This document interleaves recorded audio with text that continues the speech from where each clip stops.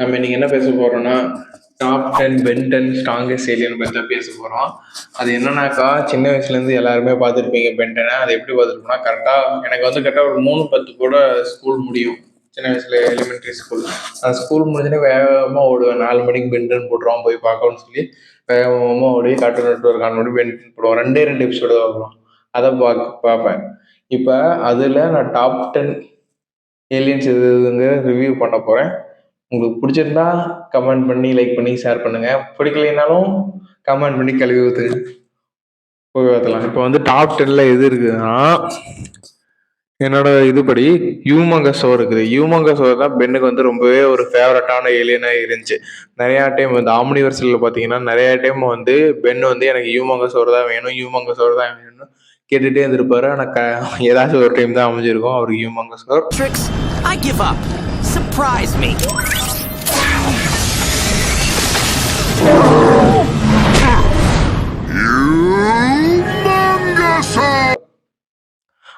யூமங்கஸோருக்கு இருக்குல்ல 2-3 எபிலிட்டிஸ் என்னதுன்னா, அதனால growth, அது ஒரு டைனோசர்ல நார்மல் ஃபார்ம்ல இருந்து இன்னும் கொஞ்சம் அதனால இன்க்ரீஸ் பண்ணிக்க முடியும். அடியிலேருந்து இன்னும் ஒரு 60 அடி இன்னும் சேர்த்து வளர முடியும். அதனால அது போக அதோட அல்டிமேட் ஃபார்ம் வந்து ரொம்பவே பவர்ஃபுல்லானது. அந்த அல்டிமேட் ஃபார்ம் ரொம்ப ஸ்ட்ராங்காக இருக்கும். கிட்டத்தட்ட ஒரு 100 ஹியூமங்கஸ் வரை சமாளிச்சிச்சு அல்டிமேட் ஃபார்ம். அது ஹியூமங்கஸ் வரை ஸ்ட்ராங்கு, அது 100 ஹியூமங்கஸ் வரை சமாளிச்சிச்சு அந்த அல்டிமேட் ஃபார்ம். அது கூட புல்லட்லாம் இருந்துச்சு. ரொம்பவே பவர்ஃபுல்லான ஏலியன் தான். நம்மளோட 9th பிளேஸ்ல வந்து 4 ஆர்ம்ஸ் இருக்குது. என்னை பொறுத்த வரைக்கும் 4 ஆர்ம்ஸ் வந்து ரொம்பவே ஸ்ட்ராங்கஸ்டான அனிமல். ஏன்னா ஹியூமன்ஸோட கம்பேர் பண்ணும்போது 4 ஆர்ம்ஸ்க்கு வந்து 4 கை இருக்குது. அதோட டியூரபிலிட்டி ரொம்ப நேரம் இருக்குது. இதோட டியூரபிலிட்டி ரொம்ப தாங்கும், எவ்வளோ சண்டை வந்தாலும் ரொம்ப தாங்கும். ஹியூமன்ஸோட கூட ஒரு சில இடத்துல இந்த வில்கேக்ஸ்னு ஒருத்தர் பார்த்தா, வில்கேக்ஸ் வந்து அதை நசுக்கி போடுவாங்க அந்த ஏலியன் ஃபோர்ஸோட கிளைமேக்ஸில். ஆனால் 4 ஆர்ம்ஸ் வந்து வில்கேக்ஸை புரட்டி போட்டு எடுத்துருவாரு. அது போக அந்த கெவினை காப்பாத்துறதுக்காகவும் ஒரு ஹியூமங்கஸ் ஒரு ஃபார்மை எடுத்து தான் அந்த இன்னொரு ஹியூமங்கஸ் வாயிரும்போது கெவினை காப்பாத்துறதுக்காகவும் அந்த 4 ஆர்ம்ஸ் ஃபார்ம் எடுத்து தான் இன்னொரு 4 ஆர்ம்ஸை தோக்கடிச்சு மாஸ் காட்டுவார். அந்த பென்னோட ஒரே ஒரு பழக்கம் இருக்குது, தோல்வி ஒத்துக்காதது. அதான் பென்னோட வெற்றியின் ரகசியம் வந்து தோல்வி ஒத்துக்காதது. அந்த டைலாக் சொல்லுவார், மாஸாக இருக்கும். ஹியூமங்கஸ் விட 4 ஆர்ம்ஸ் வந்து ரொம்பவே ஒரு பலசாலியான ஒரு ஏலியன் தான் நான் சொல்லுவேன். அதனால அது வந்து நம்மளோட இடத்துல வந்து டாப் 9ல இருக்குது. அதான் power house of the pen 10 கூட சொல்லலாம். அந்த இது கிளாசிக் எபிசோடு பார்த்துட்டீங்கன்னா 4 ஆர்ம்ஸ் நிறைய பேர்த்துக்கு பிடிச்சிருக்கும். அப்புறம் 8th இடத்துல வந்து இது நான் வைக்கலான்னு இருக்கிறேன், குரோமோஸ்டோம் வைக்கலான்னு இருக்கிறேன். குரோமோஸ்டோம் தான் கிட்டத்தட்ட நிறைய இடத்துல வந்து எனர்ஜி அப்சர்வ் பண்ணி நிறைய பேருக்கு போட்டு தாக்குச்சுன்னு நினைக்கிறேன். இது கிட்டத்தட்ட வில்காஸ் கிட்டே தோதுருந்தாலும் மற்ற இடத்துல எல்லாம் பர்ஃபார்ம் பண்ணும்போது இந்த குரோமோசோமுக்கு ரொம்பவே அதிகமான பலம் இருந்திருக்கு, சக்தி இருந்திருக்குது, எனர்ஜி அப்சர்வ் பண்ணக்கூடிய இதெல்லாம் இருந்திருக்குது. அதனால வந்து குரோமோசோம் வந்து நான் 8th பிளேஸ்ல வைக்கிறேன். அப்புறமா வந்து 7th பிளேஸ்ல வந்து ஃபீட்பேக் வைக்கிறேன். இவங்க ஃபீட்பேக்கை வந்து கிளாசிக்கில் எதுலேயுமே காட்டுனது இல்லை, எனக்கு தெரிஞ்சு காட்டினதே இல்லை நினைக்கிறேன். நான் எல்லா எபிசோடும் பார்த்துட்டேன். இவங்க கடைசியாக அந்த ஆம்னிவர்ஸ் முடியும் போது பென்னுக்கு வந்து ரொம்பவே ஃபேவரட்டான ஏலியன் வந்து ஃபீட்பேக்குன்னு தான் காட்டியிருந்தாங்க. இது எதனால இதுவும் கிட்டத்தட்ட அந்த எனர்ஜி அப்சர்வ் பண்ணுது. அந்த பென்னோட ஒரு கிளைமேக்ஸில் கூட இது இந்த ஏலியனாக மாதிரி தான் எனர்ஜியெல்லாம் அப்சர்வ் பண்ணி சால்வ் பண்ணுவார். ரொம்பவே ஒரு மாசான ஏலியன். எந்த எனர்ஜி வேணால் அப்சர்வ் பண்ணி அதை அதுக்கேற்ற மாதிரி யூஸ் பண்ணும். கொஞ்சம் பென்னும் கொஞ்சம் ஈஸியாக இந்த ஏலியனை யூஸ் பண்ணிக்குவான். ஓகே, இப்போ எத்தனாவது பிளேஸ் முடிஞ்சுக்குது? 7th பிளேஸ் முடிஞ்சது. அப்போ 6th பிளேஸ்க்கு நம்ம போகிறோம். 6th பிளேஸில் வந்து அந்த லிஸ்ட் ஓகே, அல்டிமேட் எக்கோ வைக்கலான்னு இருக்கிறேன். ஏன் அல்டிமேட் எக்கோ வைக்கலான்னு நினைக்கிறேன்னா, எக்கோவே ரொம்பவே ஒரு சோனிக் பவர் கூடிய ஒரு ஏலியன். அந்த சோனிக் பவர்ஸ் மூலயமா நம்ம காதுகளை அடைச்சி நம்மளை ஈஸியாக கீழே டவுன் பண்ண வச்சிடும். எவ்வளோ பெரிய ஏலியனாக இருந்தாலும் இதோட சோனிக் பீமோட சவுண்டு கேட்டால் அதனால் தாங்க முடியாது, கடைசியில் வித்ட்ரா பண்ணி தான் ஆகணும். இது வந்து கிட்டத்தட்ட அந்த டிட்டோவோட ஏலியன் ஃபோர்ஸ் வருஷன் தான் கிட்டத்தட்ட. இது வந்து இதனால டூப்ளிகேட்ஸ் நிறைய பண்ணிக்க முடியும். ஸோ ஏன்னா அல்டிமேட் எக்கோ வந்து இந்த இடத்துல வச்சுக்கிறேன்னா 6th பிளேஸில் பிகாஸ் ஆஃப் இது வந்து கிட்டத்தட்ட கெவின் லெவனே ஒரு டைம் தோக்கடிச்சு. அந்த கெவின் லெவனுங்கிற ஒரு மிகப்பெரிய ஒரு மான்ஸ்டர் ஃபார்ம்ல இருப்பான்.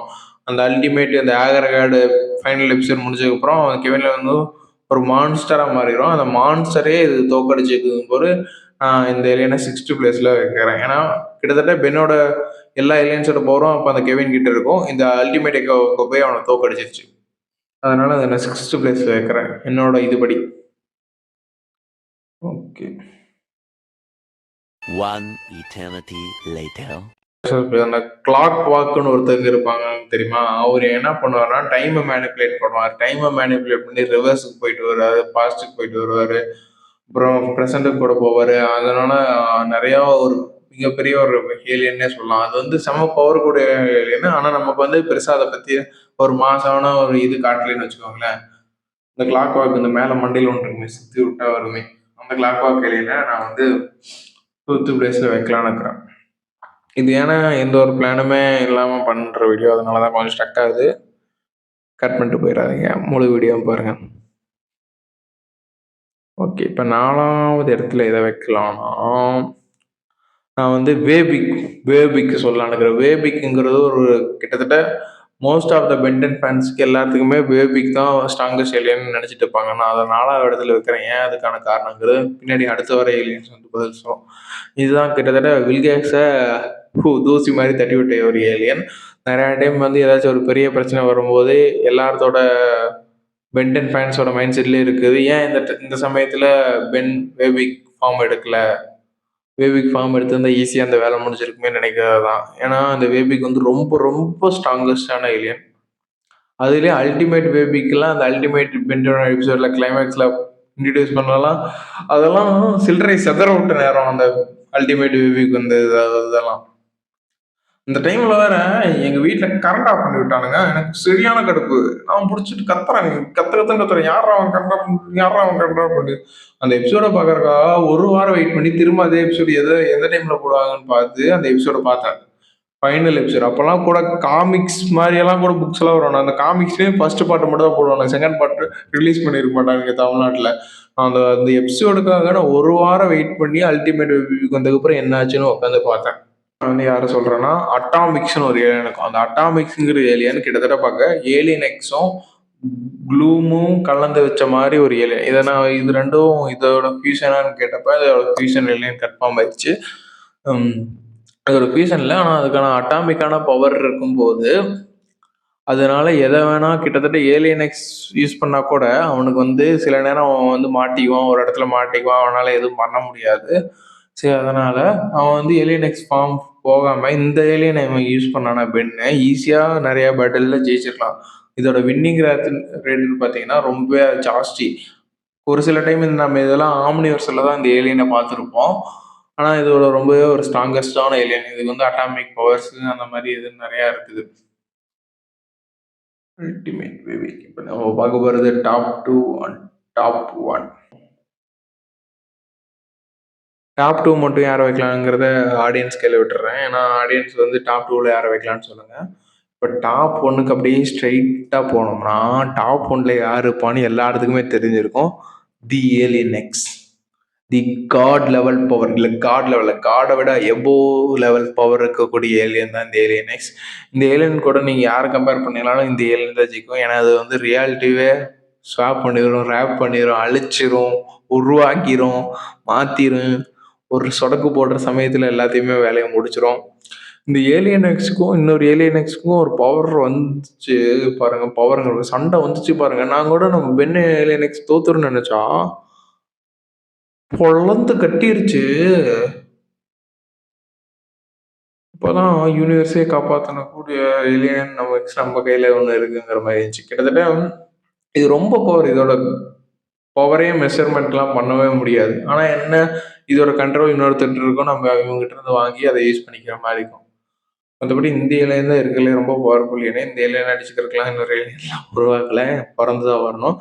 ஏன் இப்போ அந்த ஏலியன் வந்து ரொம்ப பவர்ஃபுல்லாக இருக்குன்னா மிச்ச ஏலியன் எக்ஸை விட பென்னோட வாட்ச் என்ன பண்ணணும்னா ஒரு ஏலியன் ஏதாவது டிஎன்ஏ ஸ்கேன் பண்ணிச்சு இல்லை டேட்டாவை எடுத்து வச்சுச்சுன்னா அது இருக்கிறதுலே அதோட பெட்டரான வெர்ஷன், ரொம்ப ரொம்ப பெட்டரான வெர்ஷனை தான் நம்மக்கிட்ட கொடுக்கும் அந்த வாட்ச். ஆம்னிட்ரிக்ஸில் இருக்கிற வாட்ச் சரி ஓகே. ஆம்னிட்ரிக்ஸ் உங்கள் கையில் கிடைச்சா நீங்கள் என்ன பண்ணுவீங்கிறத கீழே கமெண்ட்டில் சொல்லுங்கள். நான் என்ன பண்ணுவேன், நான் தான் ஹீரோ. இட்ஸ் ஹீரோ டைம்ன்ட்டு போயிட்டு மக்களை காப்பாற்ற வேண்டியதான். இது நான் பண்ணுவேன். நீங்கள் என்ன பண்ணுவீங்கிறத கீழே கமெண்ட் பண்ணுங்கள். டாடா.